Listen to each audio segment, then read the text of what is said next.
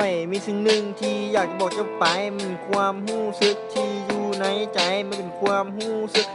ดีๆที่ค่อยมีให้ที่ค่อยเก็บไว้อยู่ที่ในใจนั้นตั้งแต่วันนั้นจนถึงวันนี้มันเป็นความฮักที่ค่อยบ่อาจคิดว่าจะมีวันนี้วันที่จะเสียเจ้าไปกับความฮักที่เฮากำลังเฮ็ดพักกับความฮักเสยซาที่เฮาได้มีให้กันแต่สุดท้ายเฮาต้องเลิกลากันไปคนยังคิดถึงวันที่เฮาคบกัน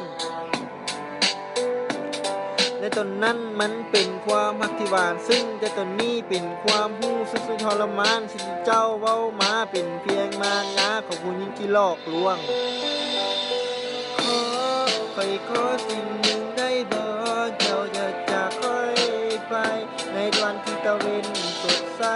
บ่ค่อยนั่นคานบ่ได้ถ้าค่อยนั่นคานเจ้าไปแสงตะเวนที่มันสดใสมันก็จะจางหายไปในวันที่บ่มีเจ้าอยู่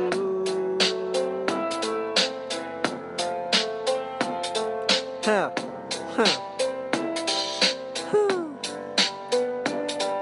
มันยังจื้อคำเว้าของเจ้าทุกคำที่เจ้าได้เว้าออกมาค่อยจื้อฝังใจเป็นเว้าหวานที่เจ้าได้มอบให้ก็เลยจื้อขึ้นใจตั้งแต่วันนั้นจนถึงวันนี้วันที่เฮาคบกันจนถึงวันที่เฮาจากกันไปและวันนี้เฮาต้องเลิกลาค่อยยังบ่พร้อมที่เจ้าจะจากลา